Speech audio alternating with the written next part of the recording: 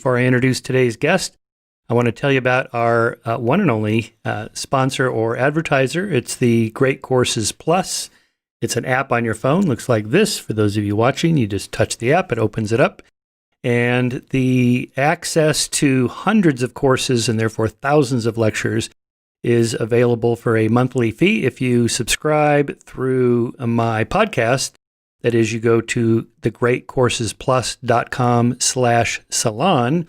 You get a free trial. And therefore you have free access to hundreds of courses and therefore thousands of lectures. Just to give you an idea, instead of focusing on one particular course that I've been listening to, just to give you a little bit of a sampling, great ideas of psychology, philosophy and physics, the dark side of human nature, the pagan world, the Pacific Theater in World War II, white-collar criminal law, U.S. government, mind-blowing science, this day in history, September, recording this in September 2020, Apollo 11, Everyday Guide to Beer, Everyday Guide to Beer, Battlefield Europe, Infectious Diseases, A Field Guide to the Planets, The Science of Extreme Weather, What We Know About the Big Bang, and on and on and on. Literally, just hundreds. You just scroll through, and the beauty about this app, thegreatcoursesplus.com/salon, is that instead of purchasing a single course and then feeling like you need to listen to all the lectures, maybe you don't want to listen to all the lectures. Maybe you just want to do a sampling, which is pretty much what I usually do. So give it a try. It's, again, you go to thegreatcoursesplus.com/salon. Thanks for listening. My guest today is Gad Saad in his new book, The Parasitic Mind: How Infectious Ideas Are Killing Common Sense. Gad is a popular YouTube host, blogger for Psychology Today, and professor of marketing at the John Molson School of Business at Concordia University in Montreal, where he holds the research chair in evolutionary behavioral sciences and Darwinian consumption. He's the author of The Evolutionary Bases of Consumption, The Consumption Instinct, and numerous scientific papers, and has been profiled in the Wall Street Journal as it appeared on many popular shows. So Gad and I get into all the topics that we've often cover on this show, including idea pathogens, the origin of political correctness and how that got corrupted, identity politics, the psychology of victimhood status. Why would anybody want to be a victim? We kind of deconstruct that, as it were, including discussing deconstruction and postmodernism and what went wrong there. Social justice warriors as sneaky fuckers. Believe it or not, that's a technical term from evolutionary theory. The corruption of postmodernism, what went wrong with Islam in the last several decades, the central core tenets of liberalism and free speech, the paradox of tolerance, that is to say, if we tolerate everybody, then the intolerant people will take over, and then there'll be no more tolerance. What he calls ostrich parasitic syndrome and collective Munchausen syndrome by proxy. And finally, we consider the nature of how big a problem all these ideas really are. Is this just an academic kerfuffle, or is it something much larger? And as you'll see, we conclude that it is something much larger and more important. So with that, I give you Gad Saad. Gad Saad, The Parasitic Mind: How Infectious Ideas Are Killing Common Sense. I see you have the actual copy behind you, which looks much nicer than the bound galley I got. I listened to the audio version, which, as my listeners know, I consume most of my books that way. And the reader is quite good. He does a great job. He captures your wit and sarcasm, I think, quite well. And good. So I know a lot of that is part of your personality, definitely comes through in this book. Unlike, say, your professional scholarly papers or textbooks, which are not the same kind of thing. You do have a lot of neologisms here, so let's just start with some of these. You have, I want to go through all of these: 6 degrees of faux causality, collective Munchausen syndrome by proxy, ostrich parasitic syndrome, idea pathogens, but the title itself, The Parasitic Mind. So let's start there. What is a parasitic mind? So as an evolutionary psychologist, one of the things that I do is, of course, study human cognition by often comparing it to other animals. This is known as comparative psychology. So I'm very amenable to comparing our behavior to that of our animal cousins.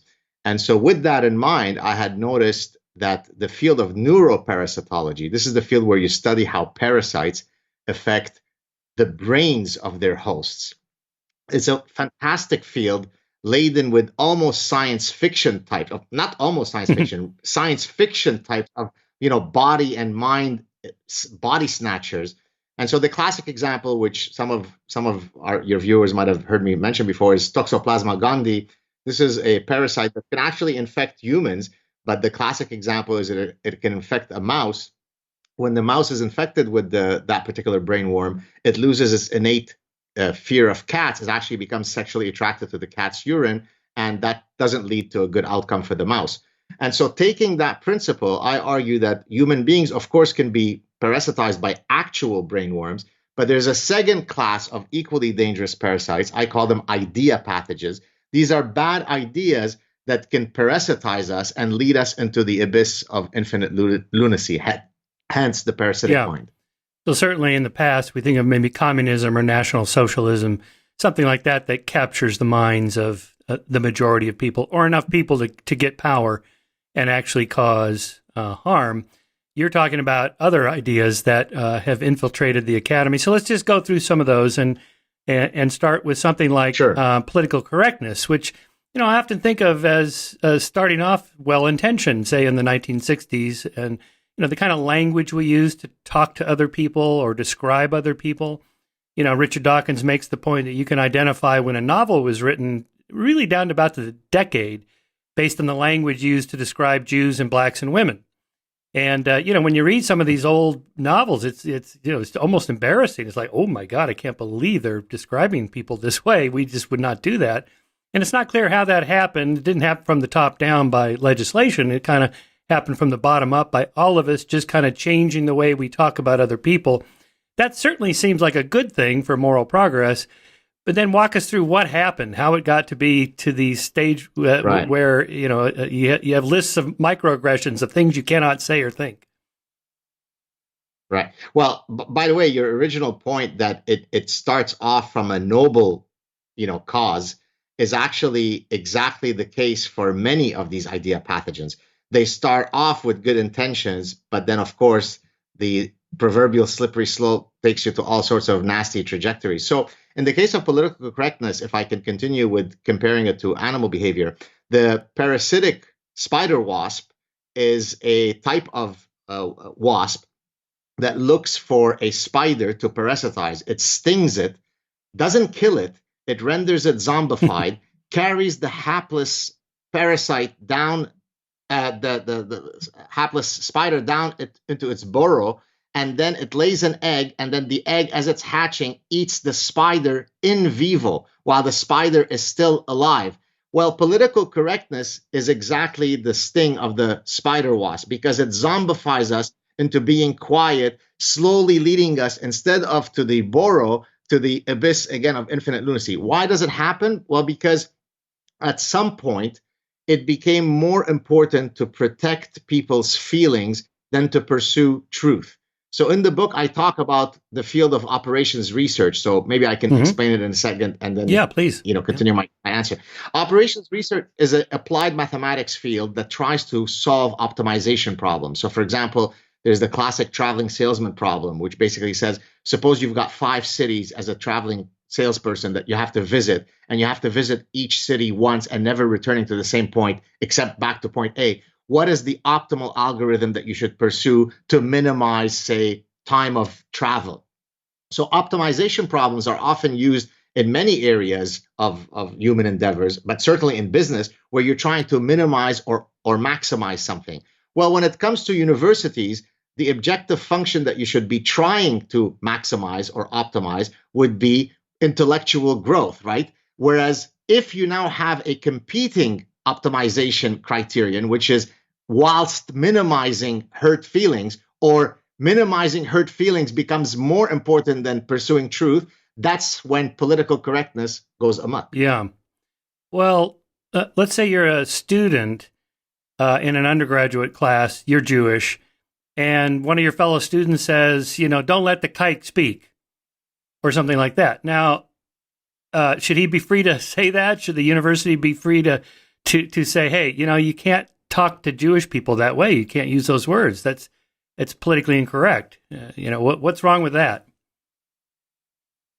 Right. Well, I would say, look, there are all sorts of mechanisms by which you can dissuade people from being, forgive the term, assholes, from being racist, from being anti-Semitic, right? And I think the general zeitgeist of our culture is that we have become such a society where if people actually do feel the proclivity, the desire to actually utter such, racially insensitive terms, they're probably going to be socially punished. The question becomes, who is it that metes out those punishments, right? So I am someone who is a free speech absolutist. I think we might have discussed this in a previous chat we've had. So that I support the right, as a Jewish person, of Holocaust deniers coming on campus and spewing their nonsense. Now, there's probably nothing that is as offensive as to deny a grotesque reality that is as documented as the Holocaust. Yet I accept that in a free society, imbeciles, racists, idiots, degenerates are going to sometimes get by our collective goodness. And so, to answer your question, if I were a professor and someone uses such terms, I would take that student aside and I say, look, I don't think it is appropriate for you to be using that language. Please refrain from doing so, and please be a good, polite person. But it's not for the government to decide. It's not for the university to expel them, and so on and so forth. Well, okay, not for the government. But what if it's a private university? It doesn't get government funds, or not many. Or just make it the local hardware store, and the owner doesn't want people, customers in there, using the word kike to describe a Jew. And he says, if you use that word again, you're out. I'm kicking you out of the store. You can't come in here again. Isn't that's a kind of censorship, but it's the kind of censorship I think it's his right to express. I would agree with that. Listen, we make decisions every day either to affiliate with others or to disassociate with others. We choose a partner to live our lives with as a spouse or as a friend, depending on whether they will say kike or not, right? So again, these are part of the natural dynamics that people can assort along. It's not for someone else, a government or some imposing force, to decide what is appropriate or not, because then it becomes a very slippery slope. Now, again, not to go back to the cliche, but Oriental used to be something that was fine. You could say it's an Oriental rug because it comes from the Orient, but you can't say that the person is Oriental. You now have to say Asian. Well, I consider that to be offensive because I happen to be from Asia. Why are they usurping? Lebanon is in Asia, last time I checked. So when you say Asian, Indians are also Asians. But no, what we mean by Asians, we mean people from the Far East, from Korea, from Japan, from China. So this kind of language policing is frankly silly. And as someone who has experienced true victimhood in my Lebanese childhood, I find it silly that people waste so much time on this nonsense. Yeah, but again, there's good intentions behind it, because if, say, the word Oriental was corrupted somewhere along the way and became a pejorative term, then maybe you would agree, yeah, okay, let's not use that anymore, like the N-word or something like that. Even when you read Dr. King's speeches where he refers to the Negro, even that's a little, we don't use that word. So language is constantly changing. I was thinking about the concept of censorship when I was reading your book. Of course, you and I are in agreement on this, but just for the sake of conversation, let's say, in fact, we all censor. Okay, just take the government out of it. There's a lot of censorship just in your daily life. There's certain things you just don't say. You self-censor all the time. My favorite Geico commercial is the one, the Geico commercials where he goes, can Geico really save you 15% on car insurance? Was Honest Abe honest? And they have a clip of Honest Abe and his wife, Mary, is asking him, does this dress make my backside look large? And he's like, maybe just a little. And then she spins on her heels and storms out. So I would not say yes, because she's not really asking, how do I really look? She's asking, do you really still love me, or whatever? She's looking for a comment. So we're always censoring language, or, you can't drive through a small town at 2 a.m. with speakers on your roof blaring out some political speech, because that's a disruption of the peace or whatever it would be. for the local laws. So my free speech, is censored all the time, or my free speech ends at your ears if there's laws about having quiet after midnight in a town. So in other words, censorship is all over the place. We're not really free to speak like we tend to think we are. Right. So let me first address does my dress make me look like I'm overweight or whatever? I actually discuss exactly that in the Parasitic Mind. And here I draw the distinction between consequentialist ethics and deontological ethics, right? Deontological ethics is I should never lie. It's an absolute, right? You should never, under any circumstance, lie. Consequentialist ethics puts that calculus through the prism of the consequences of the lie. So if I'm going to withhold my true opinion of whether you have gained weight or not in order to save your feelings, from stopping you from being hurt, then the consequences of that white lie are such that I should perhaps lie and not tell you that you're fat. Now, the reality is no one is always a deontological ethicist, right. and you shouldn't be always a consequential ethicist. What you should do is know in which case you should apply the right paradigm, right? So when it comes to certain types of lies, consequentialism is okay. For others, it's not. I think one of the things that I hope I made clear in the book is that when it comes to truth, in the truest sense of truth, then consequentialism should never win. And this is why I call myself a purist. In other words, I never sacrifice a millimeter of truth because it has some social justice positive implications. Whereas, for example, militant feminists will do that, right? We need to reject the idea that men and women have innate biological differences, because in doing so, it could stop the sexist status quo from promulgating further. Therefore, we destroy the edifice of truth in the pursuit of equality. No, I could chew gum and walk at the same time. I pursue true social justice while also never violating and raping truth. Well, let's go through some of those idea pathogens you talk about in the book now. You just mentioned social justice. There's radical feminism, postmodernism, your death by 1,000 cuts of the West analogy. So again, these start off as good intentions, that we don't want to criticize people based on their religion because look how the Jews were treated. And we're not going to do that again just because they're Jewish.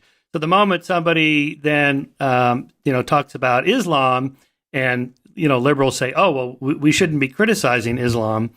You can kind of see the good intentions, because look what we did to the Jews. We don't want to do that to Muslims. So what went wrong there? Right. Well, I think they conflated an attack on people based on their identity versus an attack based on their belief system. So if I say, I hate group X because they are group X, that's a reprehensible position. If I say group X believes in a certain set of beliefs, and I think that many of those beliefs are execrable ones that should not be in a, enlightened society, that's a completely different thing, right? So criticizing I have more Muslim friends. I get more, emails from Muslims from all around the world who support what I say than probably most people who are watching the show will ever meet Muslims, because they recognize that I don't have problem with individual Muslims. Some are very nice, some are very mean. Some Jews are lovely, some are assholes.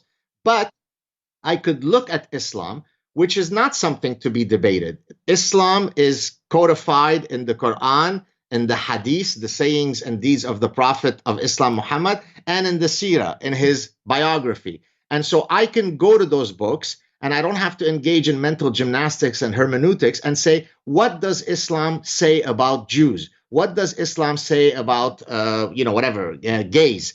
I don't have to listen to Barack Obama lecture me about what Islam is or isn't. So in one of the chapters, in chapter 7 of the book, I talk about nomological networks of cumulative evidence, which is a really powerful epistemological tool, which allows us to answer a question by trying to identify as many distinct lines of evidence that points to one incontrovertible conclusion.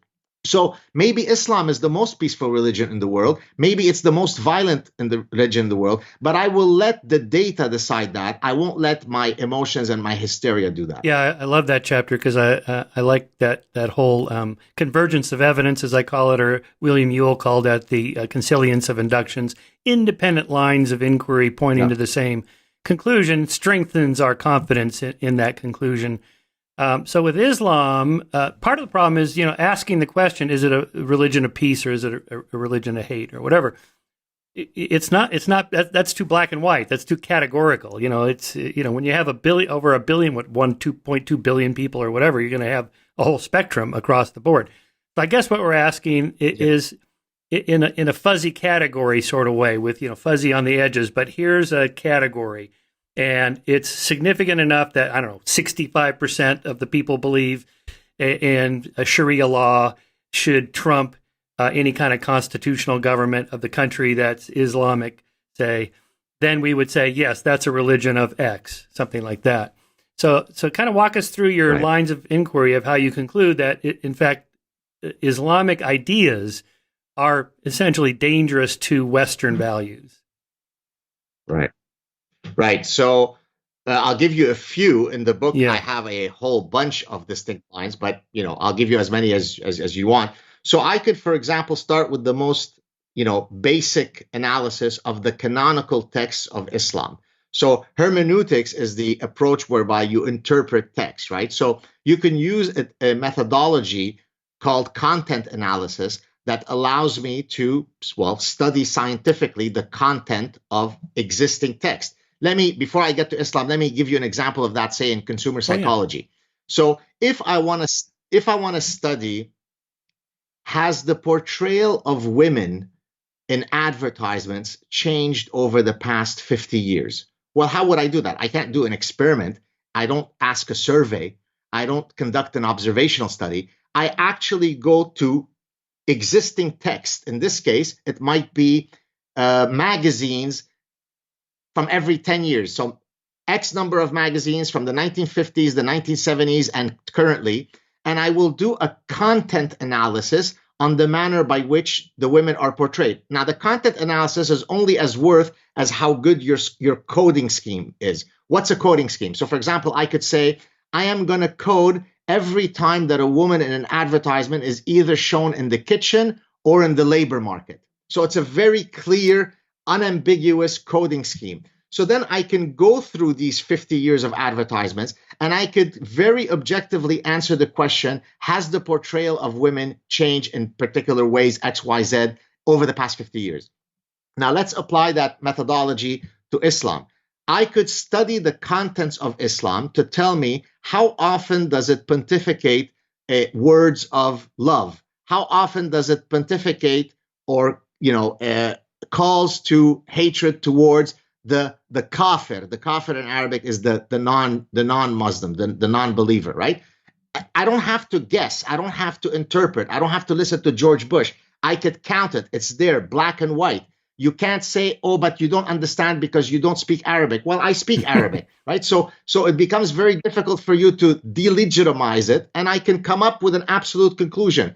80% of the time it says this, 12% it says that. So that would be just one line of evidence, canonical text.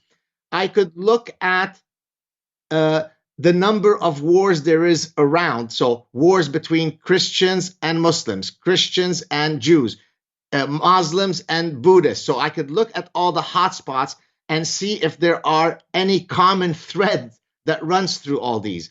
I can study Pew surveys that look at how do countries around the world view women, gays, Jews, atheism, freedom of speech. And then I could, and those surveys, by the way, they rank the countries on how either favorable or disfavorable they are. And I could see if there is a pattern.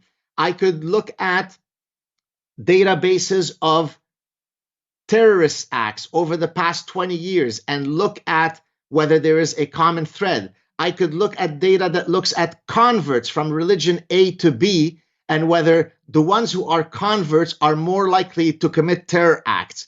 I could look at databases from governmental agencies to see if the terrorist organizations tend to come from a particular country. I could look at the FBI most wanted list to see if they tend to come from a particular group. So I've already given you quite an insurmountable amount of evidence. And by the way, I'm not even close to finishing it. We don't need to do all of them. When I put it all together, it becomes very difficult to not have a clear picture of what the reality is. Now, does that mean that individual Muslims are mean or bad? Absolutely not. Muslims wanted to kill us in Lebanon, and Muslims are the ones who freed us so that we can escape from Lebanon. So I can't conclude anything based on individual personal anecdotes. Your friend Ahmad, who is gay, loves Jews, and eats pork, is not representative of Islam. He's just called Ahmad, who chooses to avoid all those parts of his religion. Your friend Mordechai, who eats pork, is not practicing some other version of Judaism. He's ignoring kashrut laws. Okay? So again, this is a way by which I can remove myself from the natural inclination to be hysterical and emotive and simply let the data speak for itself. And by the way, as I know that you're a Darwinist, as I am, really nomological networks of cumulative evidence, as I'm explaining them here, Charles Darwin did exactly that in proving his theory of evolution, right? He didn't collect one data set from undergraduates at Ohio State and publish the paper. Over several decades, he assiduously collected data from an extraordinary number of sources. When you put it all together, guess what? Charles Darwin is the man. Yeah, his book is really a beautiful example of that convergence of evidence from multiple independent lines of inquiry. In fact, his correspondence, there's something like 30,000 letters to and from that Cambridge has published now, show his thinking along those lines. He's writing people in different fields all over the world, and asking them about this plant or that bug or whatever, and they write him back, and that goes, and those little notes go into the origin of species, and he's accumulating. Now, the reason he did that was because in 1844, the Vestiges of Creation were published anonymously, which was a theory of evolution without a mechanism, or at least a viable mechanism, and the book was roundly rejected. And Darwin was already thinking along the lines of evolutionary theory, and his mentors told him, look what happened here. This guy is a laughingstock because he's got no evidence for his theory. It's just a theory without, so that's when Darwin said, okay, I'm going to sit back here and I'm going to take my time. And, and he would have taken another decade if it wasn't for Wallace writing him. But anyway, that's kind of a sidebar away from your book. But what? Yeah, go ahead. I was just going to say, excuse me for interrupting you, Michael. By the way, that's exactly the process by which I independently came up with that process of generating lines. Because so for those of you who don't know, the viewers who don't know, in my scientific work, what I'm most known for is introducing evolutionary psychology into the understanding of consumer behavior, economic decision-making, psychology of decision-making. Now, most of the folks, and I'm housed in a business school, most of the folks that are trained, so social scientists, economists, anthropologists, psychologists, who then are housed in business schools, don't come from a biological tradition. So the stuff that I was saying was very heretical because most of them come from a social constructivist perspective. What differentiates us from other animals is that we transcend our biology, according to them. Don't you dare use evolution to explain how consumers make choices. So precisely because I knew that I was going to face and eventually faced a lot of animus from my colleagues, I developed this incredibly rigorous and disciplined epistemology. Guess what?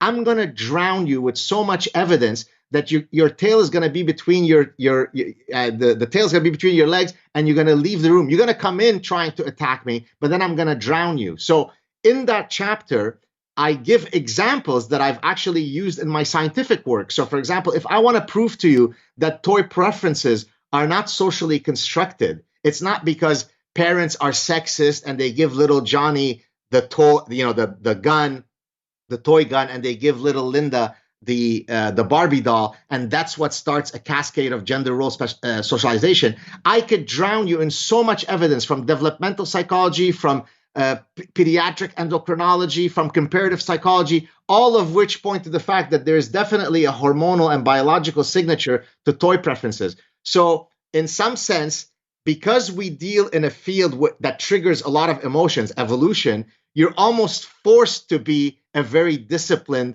nomological network type of guy. Back in the 90s, I coined the term cognitive creationist when I was dealing with the regular creationists, which are mostly on the right. And then, when I was friends with Steve Gould, but he had this peculiar skepticism of evolutionary psych or sociobiology. You mentioned him and Lewontin in your book. I thought, okay, he's got a bug here. It's not a feature; it's a bug in his system that's bugging him because of his Marxist background and so on. But before we get off Islam, you make such a convincing argument that it's clear this is the problem today. And at the end of that chapter, I thought, what went wrong? Because, had you and I had this conversation in the 1970s, we'd be talking about revolutionary Marxists as causing all these terrorist attacks and bombings and so on. There was no discussion of Islam. But Islam's, it's a 1,000-year-old religion. How come now? Why has it gone off the rails today and displaced essentially secular Marxist revolutionary movements? Well, because, look, what you just asked me, I'm going to kind of personalize it. So I often will get some people write to me and say, well, if Islam was so bad, then how come Lebanese Jews lived in Lebanon? Well, guess what? We lived in Lebanon until we had to run for our lives, right? You walk around looking all healthy until you drop dead of a heart attack 3 seconds later. 3 minutes earlier, you couldn't have predicted that the heart attack, Darwin forbid, was looming around the corner. So the fact that Islam may or may not be violent, and read the book to know if it is or not, doesn't suggest that Islam will be, bloodthirsty every single day of the week. An analogy that I've given that wasn't in the book, if you take a serial killer and you calculate the number of days that as an adult he's killed people versus the number of days that he didn't kill people, 99.9% of the days he didn't kill people. So you don't go around saying, well, I mean, seriously, do you really think Ted Bundy is such a bad guy? Sure, he killed 100, but imagine the thousands of days where he didn't kill anybody. So the fact that Islam waxes and wanes due to various historical, theological, sociological reasons says nothing about whether its doctrines are enlightening for liberal societies or not. Yeah. Do you have an opinion on this other question about why they hate us? So you've outlined, of course, their own arguments about what's wrong with the West and liberalism and why we shouldn't give women freedom and so on against their religious doctrines. But what about these other arguments that, U.S. foreign policy in the Middle East, or we have troops on their holy land, or we support Israel and that's why they hate us and so on? What about those sort of socio-political arguments?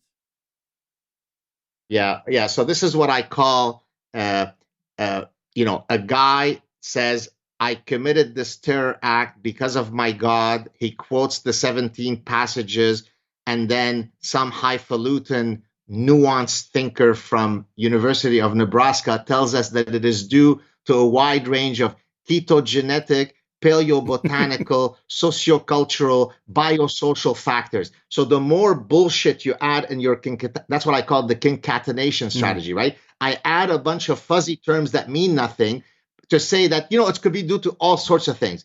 There is a technique in statistics called a stepwise regression. When I'm trying to predict what causes Y, I could enter into the model variables x1 to x10, and then the stepwise regression will tell me you only need x1 and x5 to predict this very well. All the other ones are superfluous. They might add very little variance to the explanatory model, but it's really not worth you including it, right? So maybe the fact that Ahmed wasn't exposed to art in Brussels might have caused this. Maybe it was due to beard bullying. Maybe it was due to Israel support. Maybe it's due to U.S. foreign policy. Or maybe it's because Ahmed went to a madrasa in Pakistan, committed to that cause, and told you in a public video that I'm doing it exactly for my faith. Maybe that's the reason. No. The Western liberal professor knows better. He can read through that guy's taped confession and tell you that it was due to lack of art exposure. Yeah. Let's hit the other big subject in that the next chapter, or maybe it was one before that, on radical feminism, is yet another one of these parasitic ideas. again, you get the good intentions. I mean, old style misogyny was that men and women are different, and women just don't have the temperament to run a company or a country. They're too fragile emotionally to mix it up with men in a scientific laboratory. They don't have the right kind of spatial intelligence to program computers or fly spaceships or whatever. So clearly, rejecting those kinds of generalizations was a good start, let's say, in the 60s and 70s of that sort of second wave feminism. And yet somehow, again, here it's kind of gone off the rails where there are no differences between men and women. And that's the only way we can achieve parity is if we knock down all those barriers and conclude everyone's equal. Well, it's not only so here's exactly what I was talking about earlier. In the pursuit of a noble cause, you then end up murdering and raping truth. We could recognize that men and women have evolved to be very similar on many things and dissimilar on other things. And the only framework, the only game in town that can explain those patterns is exactly evolutionary theory. Right? The fact that men and women are likely to be as attracted culinarily to fatty foods makes sense because there are no sex-specific reasons for why men would have evolved to eat high-dense caloric foods, but women wouldn't have. So when we look at gustatory preferences, we won't pick up any sex differences. On the other hand, when it comes to mating behavior, we do pick up certain differences. And these differences have been replicated in an astonishing number of cultures, which, by the way, leads to another thing that really pisses me off about the detractors of evolutionary psychology. You call them cognitive creationists. I call them flat earthers of the human mind, right? They argue that evolutionary psychology is nothing but fanciful, just so storytelling, right? Yeah. We sit with a pipe and some cognac, and we just come up with bullshit over a fireplace. The reality is that the epistemology of good evolutionary psychology is exactly opposite to that, right? The nomological network approach that I talked to you about earlier puts the evidentiary threshold much higher than the rest of the sciences.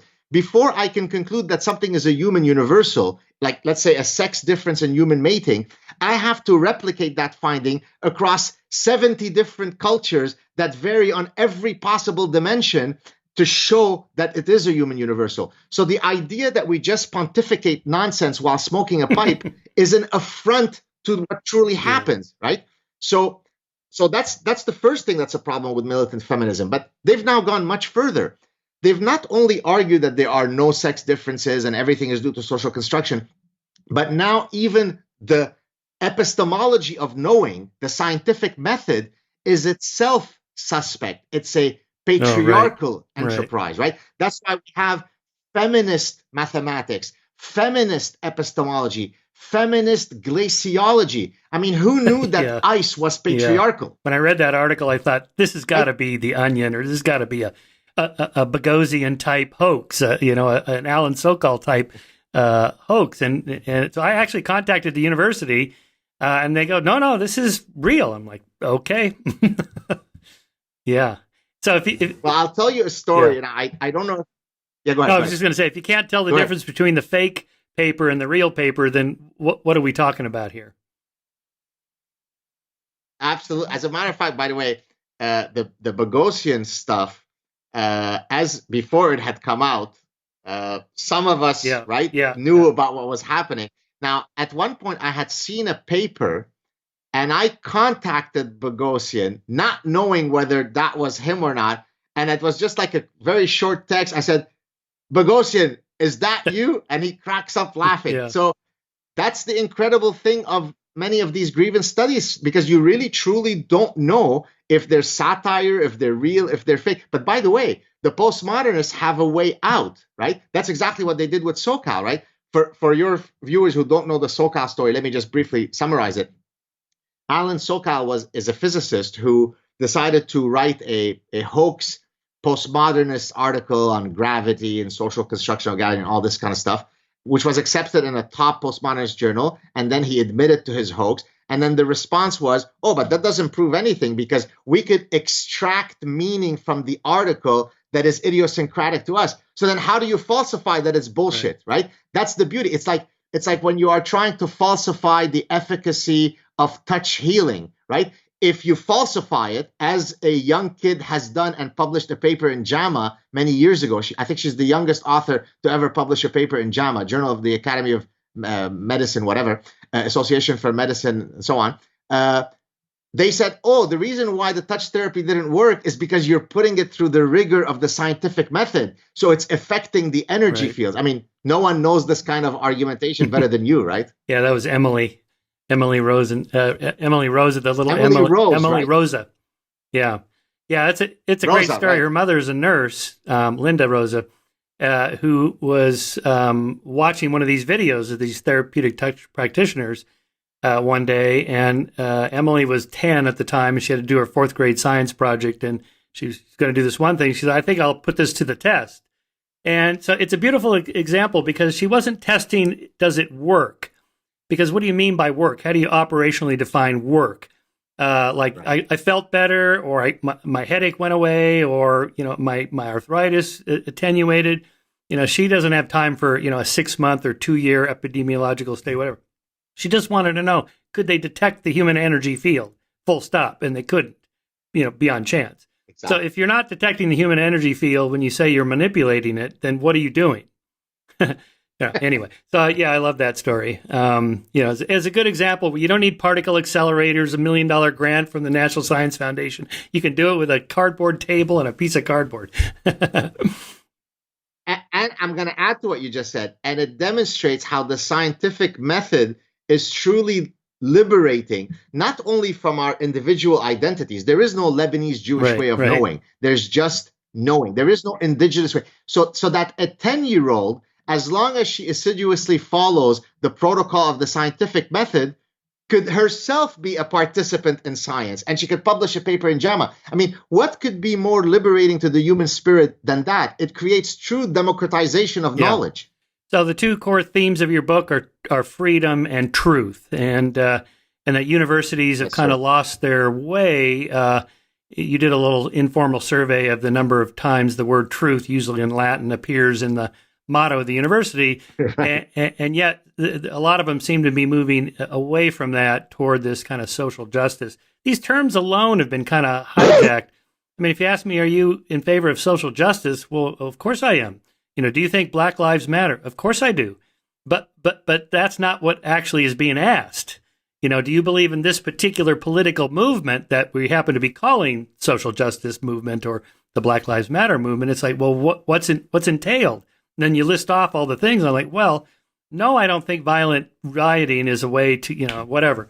Anyway, so you make this point that this kind of the hijacking of certain words, do you believe that women should be treated equal? Of course I do.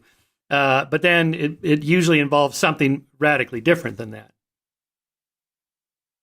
That's the beauty of nefarious marketing, isn't it? Well, but your point is that these kind of pathogenic ideas are designed in a way that you can't criticize them, because if you do, that means you're against freedom, you're against equality, you're against women or against blacks or whatever. So it's a protective shell around them from Popperian falsification. How do we know it's true? I want to challenge you. You can't challenge it. Well, and so I've got a section in the book where I talk about the section's titled "All Roads Lead to Bigotry." Yeah. Right. And where I show precisely using the principle of, so for those of you who don't know, Karl Popper was a philosopher of science. And, one of his great insights is that science has to operate through the falsification principle, which basically means what? In order for something to be within the realm of a testable scientific theory, there has to be a pattern of data that can falsify it. If you could never do that, then it's not within the domain of science. So take, for example, the concept of destiny. Well, if I now walk out of my house and I'm not hit by a truck, well, that was my destiny. If I walk out and I am hit by a truck, well, that was my destiny. So all roads lead to the instantiation of my destiny. So I can't test otherwise. So it doesn't fall within the falsification rubric that Popper so elegantly explained. So now we come to all roads lead to bigotry. If you ask me, are you attracted to a particular type of woman? And I say yes. And you say, what type of women are you attracted to? Well, I find black women to be very beautiful and exotic. I love their body types. I find them very intoxicating. Well, you're a bigot because you are objectifying the black body. and you are using certain schemas and archetypes to sexualize the Black female body. If you ask me, well, do you like Black women? And I were to say the exact opposite now, right? Well, actually, I don't find Black women attractive. I tend to like Lebanese women. You're a sexist bigot. Actually, they call the term sexual racism Right. because if you write in your dating app that you only want to date this type of race, well, then you are a sexual racist. So if I am attracted to Black women, I'm a bigot. If I'm not attracted to Black women, I'm a bigot. You could apply the same logic for, say, transgendered people. If I am a heterosexual male, therefore I like to mate with women who have vaginas, not 9-inch penises, who call themselves women, then I am a transphobe. If I say, actually, I'm turned on to date transgendered women, well, then you are fetishizing transgender people. So no matter what I do, I'm a Nazi bigot. And you could apply it again for women, for example, who are overweight and so on, right? So therefore, what happens is the calculus is set up in such a way that all roads lead to bigotry. There is no way for me to extricate myself from the final appellation of me being a Nazi bigot. And let me maybe mention one or two other examples within that frame. A student at Queen's University, and I discussed this in the book. I'll give two other examples from the book. A student from Queen's University wanted to demonstrate that Canadians are vile Islamophobes. So she donned a hijab for 18 days to see how people would respond to her.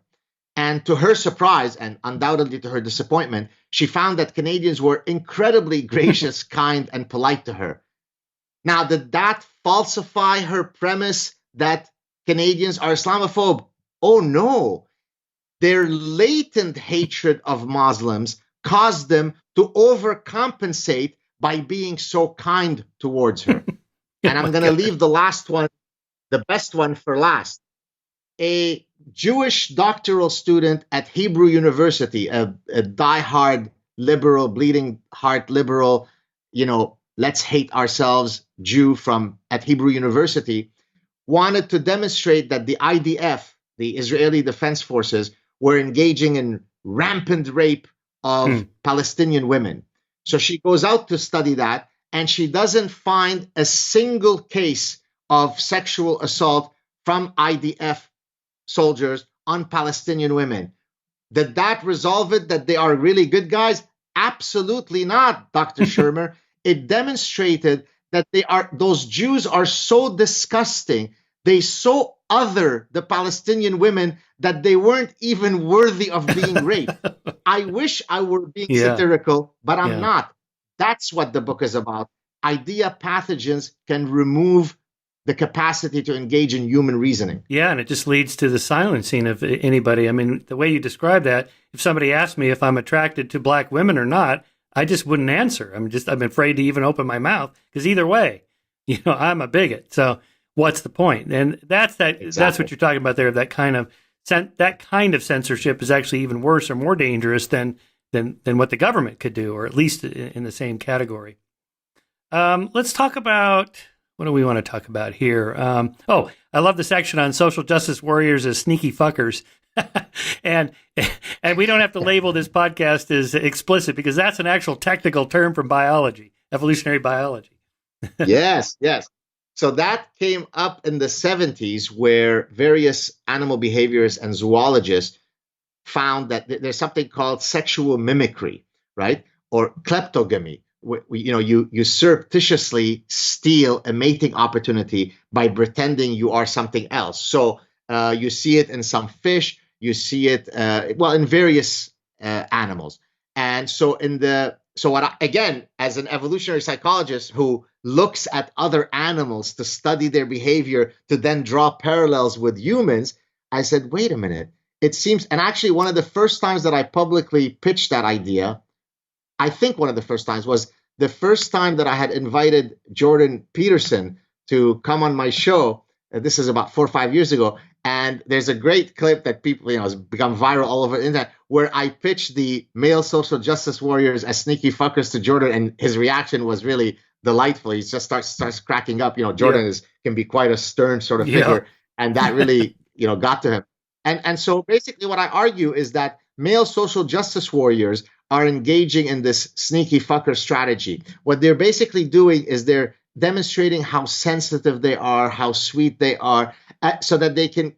Navy SEALs are usually not social justice Right. warriors. In other words, their morphological features signal otherwise.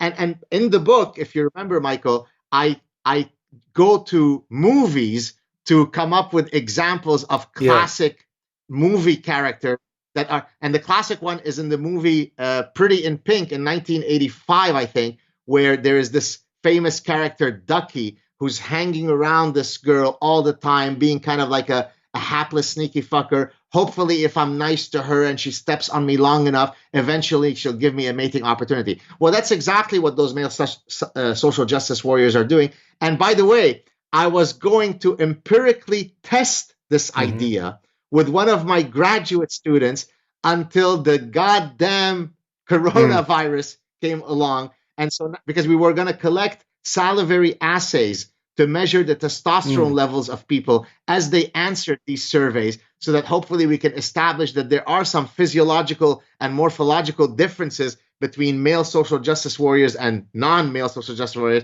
But it doesn't look like the study is going to happen anytime soon. Oh, that's too bad. Yeah, I'd love to see empirical testing of that. That's been my intuition, just my subjective assessment of the people that I look at, the men that are proclaiming themselves feminists or supporting Me Too and BLM and all that stuff. Again, I support equal rights for women and blacks and so on, but we're talking about something different. And those particular socio-political movements seem to be supported by, again, my subjective observations, beta males. These are men, to me, they look kind of feminine. They're not, alpha males at all. Just kind of their body types and their, the way they dress and so forth. But I always wondered, if I'm just, confirmation bias or so it'll be great if you can actually put that to a test of some kind. Stay tuned. Right. So let's talk about ostrich parasitic syndrome and collective Munchausen syndrome in the context of, I guess, this victimhood status. What is the psychology of why anybody would want to be a victim? So let's start with the collective Munchausen, and then I can do ostrich parasitic syndrome. So in 2010, I published a academic paper, a scientific paper, in a journal called Medical Hypothesis, where I was trying to explain some evolutionary reasons why people might succumb to Munchausen syndrome by proxy. Let me explain what these are, and then I'll explain my malady that I coined, collective Munchausen. So Munchausen syndrome is when someone feigns a medical illness so that they can garner empathy and sympathy. It's a psychiatric disorder. It's almost exclusively women who suffer from Munchausen syndrome. Munchausen syndrome by proxy is when someone who has someone else under their control, so a biological child, a pet, an elderly parent, they will harm them so that they could then garner by proxy the empathy and sympathy of having a sick child. And this, by the way, when it comes to biological children, is almost exclusively mothers who engage in Munchausen syndrome by proxy. So 10 years ago, in 2010, I had published that scientific paper in a medical journal. Now, fast forward to me being a public critic, seeing the endless hysteria of victim. No, I'm a bigger victim. No, I'm a bigger victim. No. My, right? Fake victimhood. Jussie Smollett, Elizabeth Warren. I mean, really collective Munchausen by proxy, because she is jumping on the victimhood of another, race of people to garner sympathy and empathy. So then I coined the term collective Munchausen and collective Munchausen by proxy, whereby getting the ego strokes of being a victim becomes more important than anything else. Jussie Smollett wasn't satisfied with receiving whatever it was, $1 million an episode, whatever it was. I mean, yes, he's a B-level actor, whatever, but he was a successful actor making tons of money. No, he would ascend the hierarchy by manufacturing this victimhood, because the currency becomes the most important thing is to be a victim. I tell a story in the book to to juxtapose Jussie Smollett to a personal story, you might remember this from the book, Michael. When I finished my MBA and I was then going on to pursue my PhD, I had been invited to UC Irvine. One of the schools that had accepted me for my PhD was University of California, Irvine. So I had gone to visit there to see if I wanted to enroll there. I ended up going to Cornell. I had a brother who lives in Southern California. So my brother was trying to convince me to maybe take a break from studying, having done an undergrad and MBA back to back, put on the proverbial suit, get a few years of non-academic experience, and then eventually, if I want to go back to do my PhD, fine. Now, I wasn't really interested in being anything other than an academic, but I went along with his wish. I hung out with him at his business. He used to be a kind of a headhunter recruiter in the software industry back before there were automatized job searches and so on. At the time, it was like literally a Rolodex thing, right? And he had made tons of money. And I come back to Montreal. My mother had heard of the fact that my brother was trying to convince me of that. She hadn't yet known that I wasn't going to not continue with my PhD. And so she takes me to another room and very, very concerned that I might not pursue my PhD. And she goes, you know, Gad, if you decide not to pursue your PhD, do you want people to think of you as someone who dropped out of school? So now imagine where our standard of excellence was set. I had a bachelor's in mathematics and computer science and an MBA from McGill University, one of the leading universities in the world. But if I stopped after my MBA, I would be bringing shame to the family. People are going to talk about us. Now, of course, I didn't pursue my PhD to please my mother. It had nothing to do with her. But that gives you a sense of the power of cultural expectations, of personal agency. Be something. Now, by the way, we are the kings of victimhood and true victimhood, given our personal history, given what we escaped Lebanon, given the fact that my parents were kidnapped and tortured in Lebanon. So despite all that, we didn't allow our victimhood, we didn't wallow in our victimhood. We were going to be something in this new land. Now contrast that to Jussie Smollett, who says, oh, I'm not really a victim, so I will construct a victimhood narrative because that's the only way for me to get my ego stroked. That's what collective Munchausen is. It's grotesque. So, but is what the psychology behind it is getting attention or a positive affection or more likes on social media or whatever. But back to the original one, the Munchausen syndrome, and then by proxy, you mentioned it was almost all mothers in the latter one and women in the former one. What was the theory then about the gender differences in those syndromes? So in the case of why it is the women more than the men, well, one of the reasons is because they're the ones who are more likely to be the caretaker of the one that you're going to, right? But also there is a comorbidity of oftentimes of people who suffer from Munchausen with other psychiatric conditions that also tend to happen more in women. And so because of these various reasons, women end up clustering along that particular psychiatric disorder. Do you want to talk ostrich parasitic? Well, just it'd be interesting to know if the people doing this collective Munchausen are on social media more than those that do not have collective Munchausen. In other words, they're getting that attention only through social media. Unlikely they're going to get it at their jobs or at family gatherings or something like that.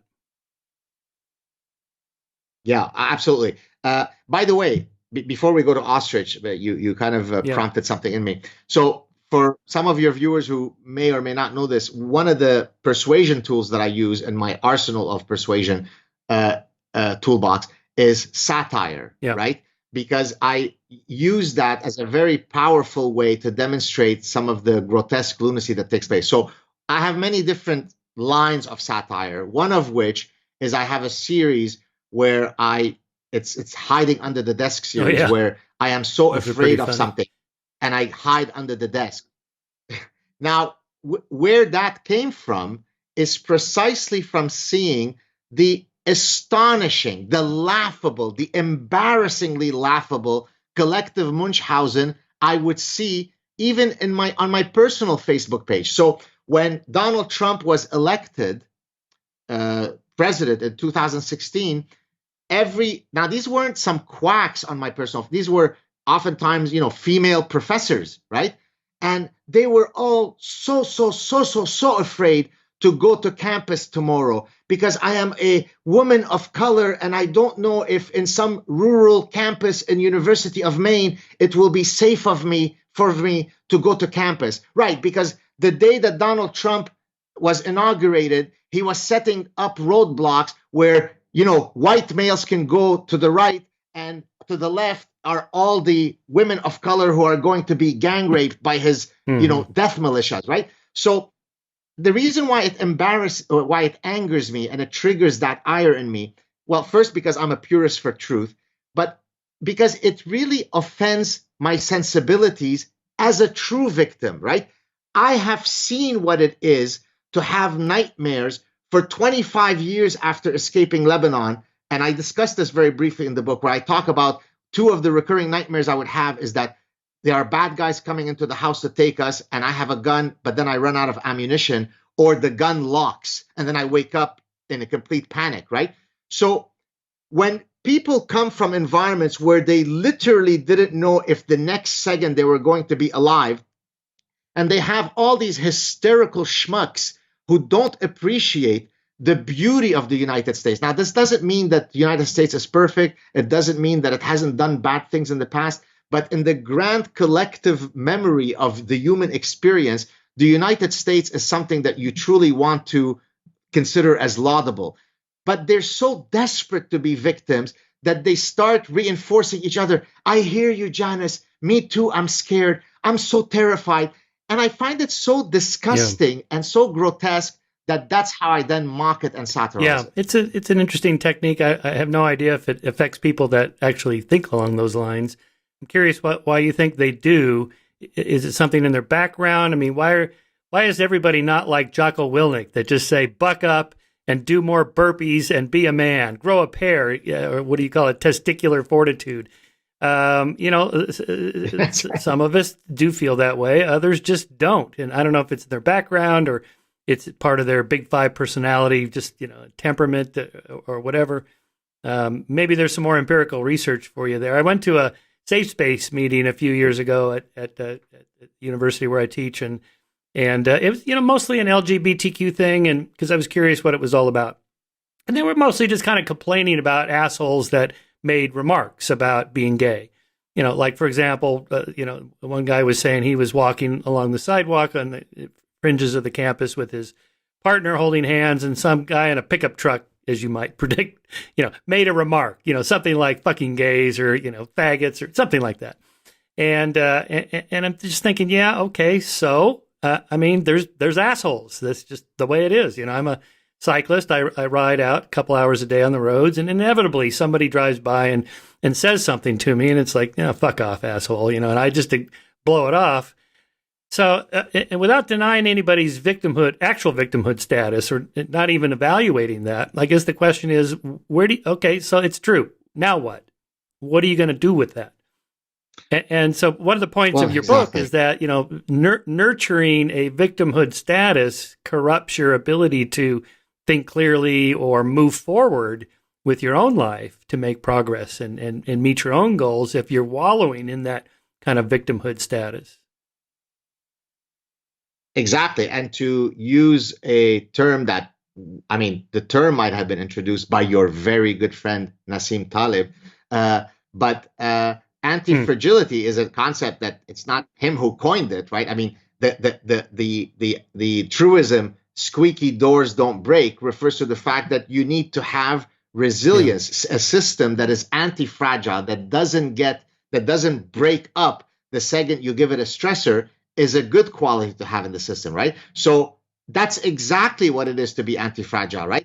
It precisely in the same way, and I discussed this in the book, in the same way that there are now immunotherapies that try to introduce, say, a food allergen so that the body can build a resistance against it. That's what a vaccine does too, peanut right? Allergy. So exactly. So anti-fragility is something that is terribly important to have as we navigate through the trials and tribulations of life. if you sanitize everything, that's not good for your system. And by the way, I give another great example, if I may say so, in the book. I wish I had thought of that analogy, but it was another guy who beat me to it. There's a neuropsychiatrist who used the principle from, it's called the hygiene hypothesis. The idea is that if you look at, for example, kids who suffer from respiratory ailments, they're much more likely to come from environments that were very antiseptic, right? Precisely because their immune system weren't triggered to respond properly to these potential allergens. So if you've grown up with pets or on a farm where it's a bit more messy and dirty, you're less likely to have asthma, right? By the way, just as an anecdote, my mother was or is an OCD cleaning person, and I suffered from asthma from a very young age. Now, this doesn't mean that it's not definitive, but it's certainly anecdotal. Well, the analogy then is, our capacity to engage in critical thinking requires us to face, just like the immune system has to be triggered by allergens, my ability to think has to be triggered by being exposed to ideas that are not consistent within my little antiseptic echo chamber. That's how I learned to be a thinker. Right. That's how I learned to develop the nomological network, because I had all these asshole social scientists who rejected biology. It forced me to develop this rigorous methodology. So by the same logic, when you are creating trigger warnings, safe spaces, and all the rest of that bullshit, you are literally being anti-Darwinian in our capacity to think. Yeah, I often think about, when I was growing up, I wished I was taller. I'm 5'8", 5'7" now. At age 65, I've shrunk a little bit, I guess. And, I could tell early on that women like tall men. And then the studies turned out to show that, taller guys make more money, they get better jobs, they have better looking spouses or sexual partners and more sexual partners. And now I'm not claiming I'm a victim of my genes, my short genes, but the point is like, so what? What am I going to do? Well, I'm going to just date women that are slightly shorter than me, because if they like taller men, then I'm taller than them. In other words, a workaround. Exactly. What you're given. Now, I'm not claiming that being, a little on the short side is the same as being black or whatever. I recognize there are certainly differences there, but that's not important. I'm not even challenging that. I'm just saying, what are you going to do with it, given those facts? Where do you go from there? There is something you could do to it, by the way. Let me mention it. And by the way, what I'm about to answer led to a set of studies that I did, which regrettably I've yet to publish, but hopefully I will publish soon. So there is a fantastic study that looked at what happens to the perception of people as a function of having a guy be introduced with different academic status. So in condition one of the experiment, I bring in somebody into the class. This is Joe Smith. He is a postdoc. In the second version, this is Joe Smith. He's whatever, assistant professor. And I keep increasing his rank. And one of the main things that they wanted to see is what happens to his perception, his height perception, how tall he is as a function. Now, his height didn't change. They didn't make him wear heels. So objectively, nothing should change. But guess what happened, Michael? As his academic status went up, he became taller. That's really funny. Now, as you know, I also suffer from height challenges. Yeah. But as I always tell people who are willing to listen, and as you, I think, could attest, I have a very beautiful wife, so it's not true that shorter guys can't get beautiful women. I've never had a problem attracting beautiful women. That's because I always joke that my wife is actually dating a 6'4" guy, if you recognize what my status is. So the fact that the genes have not been kind to me when it comes to height, I can compensate for it. Mating is a compensatory process. Yes, all other things equal, if I am tall and a famous professor and a crown prince and a billionaire, it's better than not being those things. But because it is compensatory, what does compensatory mean? If I'm not doing well on one attribute, I can compensate by doing well on another attribute. So if you are a short guy, don't be apathetic and lazy and unemployed, because then you are doomed to a life of celibacy. But if you are charming and you are funny and you are hardworking, you actually might get a lot more.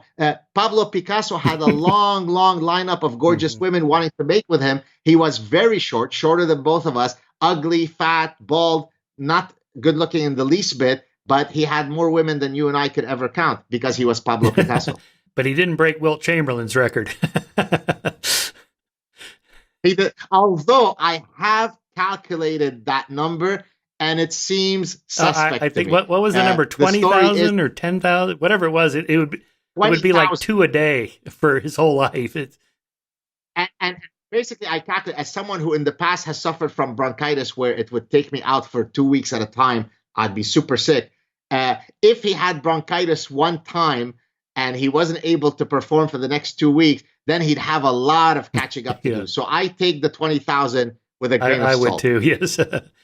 Yeah, I do recall when in high school, when I was first starting to think about those things and talking to girls and all that. And I was pretty geeky looking, but I was kind of athletic, but I wasn't very big. But at one point, one of the girls said something like, "I really like smart guys, and I could tell you're really smart." And I went, "Oh, okay, so I can kind of nurture the smartness appearance, and maybe that'll make up for the lack of other things that I had." Anyway, I mean, but really, if you think about how lives turn out and what it means to be successful and how to do that, 99.9% of jobs that are available, I can't do. I mean, I'm not good at quantum physics or whatever. I just, most things I can't do. I'm not very good at most physical jobs as well. So, the key is just to find the one you're good at that you also enjoy and then kind of pursue that. Yeah. Anyway, I don't want to get off on that. So I wanted to ask you about the, Popper's open society and the paradox of tolerance. That is to say, if we nurture a tolerant society, an open society, which we tolerate everybody, including the intolerant people, the argument, then the intolerant people are going to get a toehold, and they'll outcompete the tolerant people just by virtue of how they structure society and censor people and control things and gain more and more power. And pretty soon you'll just have a totally intolerant society. So what's your answer to the paradox of tolerance? So I think that as long as everybody agrees to adjudicate the battle between the various camps using accepted rules, then we might be able to tolerate some intolerable things. The problem, as you said, is that when they get power, then they dismantle those things that we all agree are the means by which we adjudicate. So it is a paradox that Popper referred to precisely because it is a difficult problem. My view is no, there are certain things that are so intolerable that in the pursuit of being understanding and tolerant, no, we should not tolerate them. I actually argue that to be, indiscriminately tolerant is to be barbaric, because we've evolved the emotional and moral calculus to judge. And as a matter of fact, if you remember, I have a section in my book in the last chapter where I talk about the old canard of, well, who am I to judge? I don't judge others. Who are we to judge? And so on, right? Don't throw rocks into a glass house, all that bullshit, right? So the reality is we judge all the time. I belong to the society of judgment and decision making, right? It's a scientific society. So we judge. It is okay to judge. The problem is when you judge, but you are being a moral hypocrite. I judge others for being philanderers, but then turns out that I do it much more than they do, right? So it was in this sense that the religious edict of don't judge, don't be a moral hypocrite, right? But to judge is to be human, right? So no problem. I don't tolerate any belief system that says you could take women and put them in bags to remove their identity. Why should I tolerate that? I don't tolerate that women should not have sexual pleasure, and so therefore let's cut off their clitorises. I don't need to tolerate that. And there's a great story that I recount of a common friend of ours, of Sam Harris. Do you know where I'm going with this? Do you remember the passage in the book? Yeah, I do. Yeah. About moral relativism? Yeah. So this is he was having a debate with someone at people can look, when they get the book, they could look at the exact reference where it was from, where he is interacting with a bioethicist who I think had just been appointed to serve on President Obama's commission, whatever, and she was very much of a cultural relativist. Who are we to judge? It's not fair to judge others, and so on. And he said something to her to the effect of, so if there were a society that said every fourth child should have its eyes gouged so that it could walk towards the light, right? And what did she say? Well, if that's their religion, then who am I? Right. So she didn't have the innate moral compass, the innate deontological ethics to say, no, you cannot take every fourth child and gouge their eyes. She didn't have the confidence to proclaim that position because she was parasitized by the idea pathogen of cultural relativism. Yeah. So, no, we don't have to. So, to answer your question, I don't have to tolerate the intolerable. Now, on that particular question, as you know, most philosophers and scientists adhere to the naturalistic fallacy that is ought. You can't derive an ought from an is. And the way things are doesn't mean that's the way things should be, and so forth. Now, a few of us, you mentioned Sam, myself, I think Steven Pinker probably, think that there are moral values that we are essentially discovering about morality, real moral principles based on human nature. And, I make this argument in several places, and, most philosophers say, no, you have not really debunked the naturalistic fallacy. So it's one thing to say, Western values are better than other values because why? Because free speech or individual bodily autonomy or whatever the values are that we cherish, at some point you're going to hit an epistemological wall with most philosophers and scientists who will say, you cannot say that's objectively better or absolutely better. It's just what we think now at the 21st century in the Western world. We think these values are better than those values, forcing women to wear a cloth bag, for example. Now, setting aside that, maybe they want to wear that, in which case we would say, okay, if you really are making that decision individually, then of course we'll respect that. But you're talking about something else. It's kind of forced, or say female genital mutilation. We can assume that the women themselves don't want that. In other words, we're collecting data saying, how many of you want this to happen? Now, there's always the problem of surveys like that where they're saying what they think they're supposed to say, or the man's on the other side of the door and he's going to beat her if she says the wrong thing. We can't trust that. But so I'm assuming that there's certain things that are objectively better about democracy versus autocracy, freedom versus slavery. In the same way, it's better to be satiated rather than hungry or starving and so forth. But how do you address this? Yeah, but at some point, your fellow philosophers and scientists are going to say, no, Gad, you cannot absolutely say that it's better. Yeah. Well, first, they're imbeciles. They're playing mental masturbation games. We are endowed with an evolved moral calculus that allows us to make certain moral judgments. So, for example, by the way, to go to the burqa and the niqab, while she may have, if she freely chooses to cover herself in the way that she does, she has the right to do that. People also have the right to not be exposed to that in the following way.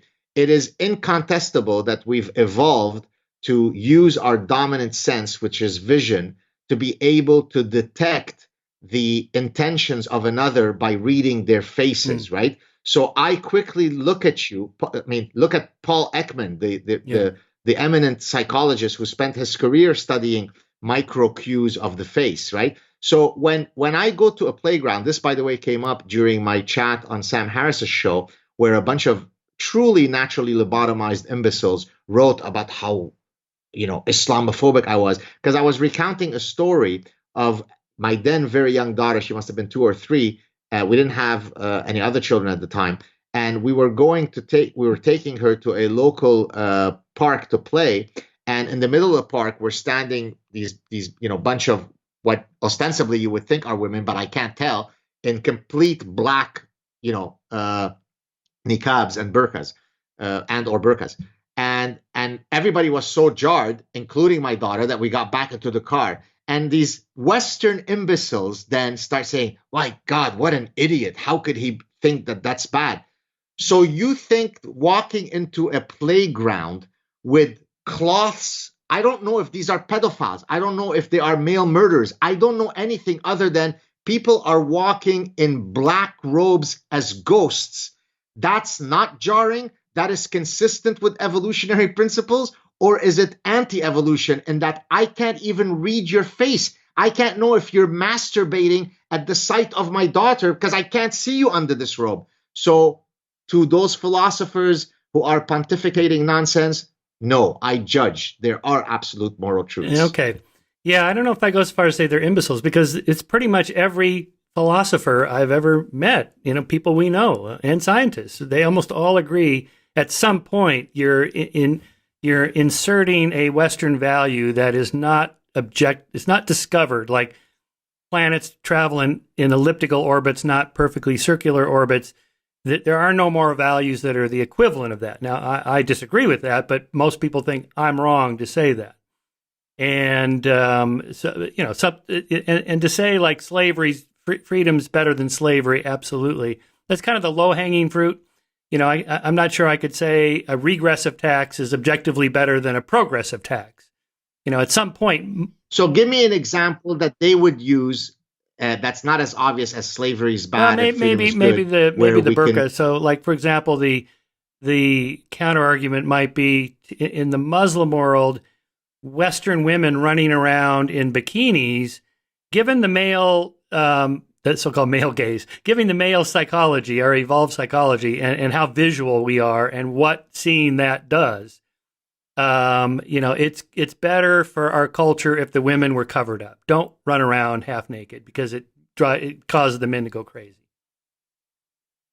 I have no patience for this kind of nonsense. I'm going to draw a humorous Gad analogy.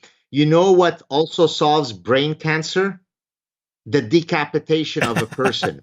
If I decapitate people, I guarantee you they will have no neurological problems. That's called progressive preventive decapitation, okay. Right? Therefore, yes, I could stop the visual male gaze, the predatory visual male gaze, by removing the identity of women. Yeah, no, that's not very convincing. If that's the best that our fancy philosopher friends can come up with, I'm winning this debate. What about surveys in Muslim communities where the women say, I like wearing the burqa. This is what I prefer. So then here there's a couple of things. So it could well be that she's been so inculcated within that system that she doesn't, right? I mean, if I take an ant, the ant cannot recognize the scale of the Empire State Building because it just operates at a different unit of analysis. So if I was born into a culture where that has been, that if you don't do this, you're a whore and so on, then it's not terribly surprising, and it doesn't require a fancy psychologist to understand why she might feel that. It is very, very difficult for me to believe, and as someone who comes from the Middle East, who also knows a lot of women who were in burqas and then they were freed, it's very difficult perceptually, sensorially, psychologically, cognitively to assume that there is any currency by which, without the inculcation of the society telling you that this is what you should do, where someone would prefer to be under a black robe that doesn't allow you to breathe properly or see more than not having it. It's simply a nonsensical argument, so I don't buy it. So it's probably yet another cultural tradition that derives from men's attempt to control female sexuality, and that would be an anti-Western value. 100%. What about, just curious, since we're on... As a matter of fact, sorry, I was just going to say, forgive me, there's a bit of a lag, so sorry if I seem to be interrupting you. I always argue that the most threatening force in nature, it's not tsunamis, it's not hurricanes, it's not tornadoes, it's called female sexuality. Nothing is scarier than female sexuality. So men, and by the way, this is actually what a real feminist should be saying, what I'm about to say here. So men will concoct endless cultural and religious norms to try to tame female sexuality, right? I'm unaware of a major religion where the preferred God is very, very concerned about male sexuality. But very, very different traditions all seem to converge to really caring about hiding women's hair and women's breasts and women's asses and so on. I'm curious what you think about polygamy and prostitution, as a libertarian or classical liberal or whatever label. I've often thought, consenting adults should do whatever they want. But, when you really look into these polygamous communities, say in Utah, and these girls are raised from the earliest age that you are going to be a sister wife and, you're going to marry that old guy down the road and so forth. By the time they're surveyed when they're 18 or 20 or whatever, they go, oh, yeah, I love being a sister wife. This is what I want to do. I'm free to do what I want to do. Mind your own business. But, so I used to think, I should mind my own business. She can do whatever she wants. But on the other hand, is she really making a rational decision based on, all the options available that are best for her? No, she's not. And here I'll draw an analogy. I can't remember if we've ever discussed this before, but it's worth repeating, even if we have. So when you look at advertising to children as an ethical issue, right? The typical argument is that you should only be allowed to target children in advertisements if the children have reached a cognitive developmental stage that allows them to know of the persuasive intent of the advertiser, because then they could build the cognitive defenses. I know you're trying to sell me something, Michael, and I could counter argue it in my head.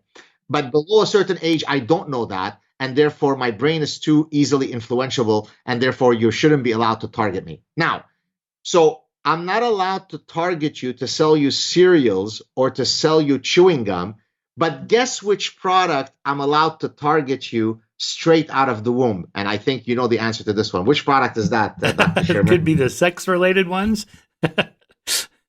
Well, or how about religion? Oh, religion. Okay, I see where you're going with this. Oh, yeah.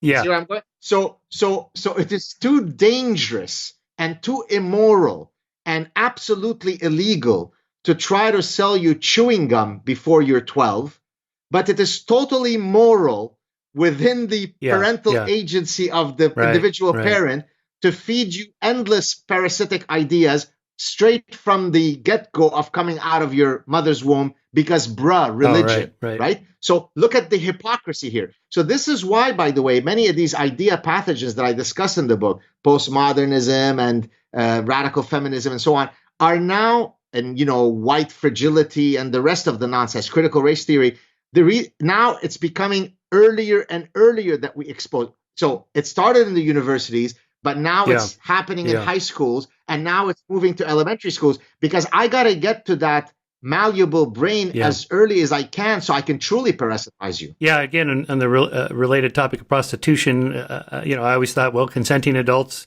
what they do in the bedroom is none of my business. But, again, when you look at some of the more abusive ends of sex workers, where there's drug addiction and the pimps are physically assaulting the women and so forth. It's like, okay, they're not, and a lot of them are poor, and this is the only way they have of getting themselves out of poverty. It's like, this is not a rational choice, in terms of, economic rational choice theory. They're not making rational choices. There's other factors going on there that perhaps the state does need to step in. If not prohibited it, certainly regulated it. But that's the worst end of it. There was that Business Insider story that was going around a few weeks ago about that woman that's making $100,000 a month. Basically, she masturbates on camera for men that pay her. And she set it up in a way that you have to give money, like $1 or whatever every minute or whatever to keep her going. And she kind of set the system up where she's just raking it in. And to me, that doesn't look abusive at all. It's like she figured it out. She's got the algorithm here that's got these guys going crazy, sending money to her. But somewhere between that and the prostitute in the inner city that's being beaten by her pimp, where does the state step in to regulate or prohibit, or what are your thoughts on that? I mean, it's a tough one. I would certainly say in the extreme negative example, that one we should have an intervention. But in the other extreme of I think they're called cam girls. Is that the right term? Maybe cam girls or whatever, webcam girls. I think you're exactly right. If there is absolutely no, coercion of any sort, then who cares, right? And incidentally, there was a study that I covered in my Psychology Today column a few years ago. I think the hypothesis scientifically, formally, is called the damaged goods hypothesis, which basically argued, it's very relevant to what we're talking about here. It basically argued that to the extent that women end up becoming adult film stars or actresses, that's because they are damaged goods, in quotes. Damaged goods in the sense that something must have happened in their life. They were sexually abused and so on, which, from a folk psychology perspective, it has some face validity. It seems like, yeah, that seems reasonable. Well, they tested that and they didn't find support for the damaged good hypothesis. In other words, many women simply made that, if I can use the term, rational choice, because they thought that doing 3 sex scenes a month instead of working as a cashier for 8 hours a day for a whole month was a good calculus for them. And so I think that as long as there's absolutely no coercion of any type, let people do whatever they want. Who cares? Oh, yeah. In fact, I just remember where I got that link to that Business Insider article was from Claire Lehman at Quillette, because she posted it and said, gee, when I was in graduate school, I had to work as a waitress at a restaurant at $10 an hour or whatever. This woman's making $100,000 a month. Maybe I can understand this is a rational choice. Well, now she's gotten into some hot troubles recently. I haven't been following her very closely. There's a porn star. Her name is Mercedes Carrera, who I truly did not know who she was, because people say, yeah, sure, you didn't know. I didn't know who she was, but apparently she's a pretty well-known, porn star who I had seen on 1 or 2 shows. She was very, very well-spoken. She was an engineer, I think, by training. So early on my show, on The Sad Truth, I had invited her for a chat. And if any of you want to go back and check our conversation, she certainly did not exude any cues. And I think I might have even asked her, was there anything bad in her background? And no, it was a very cold, calculated decision that her doing this would end up causing her to be in a much better financial position than any other option. And that's why she thought it was a very empowering thing. I guess the Western principles behind this then are, is there coercion? Is there violence? Does the person have physical and mental autonomy over their choices? That's kind of how we might make that decision. All right, Gad, we've been going an hour and a half. This is fantastic. I want to just wrap up with one kind of final overview of what your book is about in this sense, because I haven't made up my mind on this. How big of a problem is this that we're talking about? Microaggressions, safe spaces, these campus protests. On the one hand, all the examples you present in the book, I'm familiar with them. They concern me. And when I see Tucker Carlson with his weekly campus craziness stories of things like what happened at Yale University with the Halloween costumes, or what happened with Brett Weinstein at Evergreen. And so there's enough of these that you can have a weekly segment where it looks like the academy has completely lost its mind. And to an outsider, somebody reading this or watching this would think, I don't even want to go on a college campus. My God, it must just be hysteria. And yet, if you walk on a college campus, it's mostly nothing happening. And you cite statistics from FIRE. I always forget what it stands for, but the group that Greg Lukianoff's group that keeps track of all these cancellations and deplatforming and so on. There's hundreds and hundreds of them, but there's 5,000 universities, and they have, let's say they each invite 10 speakers a year. So you get 50,000 speakers speaking, and if only a couple hundred are canceled, that's a pretty small percentage. So I'm kind of conflicted about, is this a really serious problem, or am I ensconced in this world so much that it's a confirmation bias, and outside of it, it's not that bad? I don't know. What are kind of your global thoughts on this? Yeah, no, that's a fantastic question. So I'll answer it in 2 ways. First, it is absolutely true what you said, that if you walk on campus, it's not being overrun by blue-haired male social justice warriors, right? So if you're just doing, if the metric that you are using to diagnose the severity of the problem is how many are there, then you would say, oh, this is no big deal, right?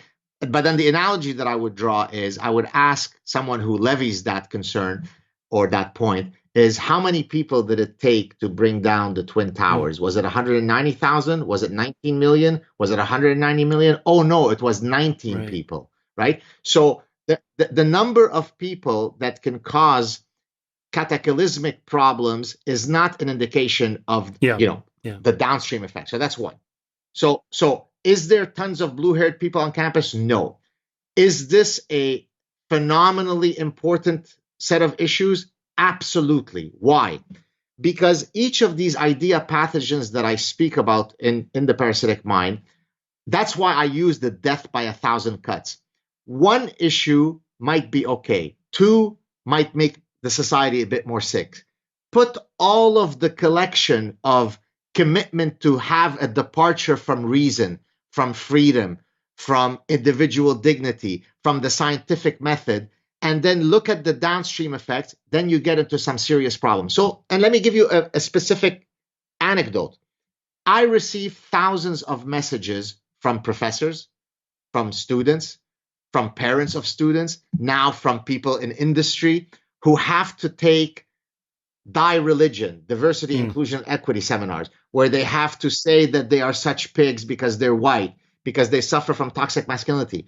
Is this a serious problem, or who cares? It's only about 600,000 people who've written to me.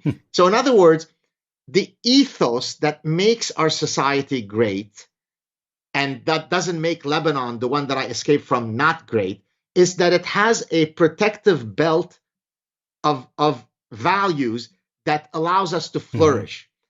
The attacks don't come in a minute or in a week, but then you wake up in 100 years and you go, what's happened? So yes, you could still walk on campus without being accosted by Antifa and blue-haired people.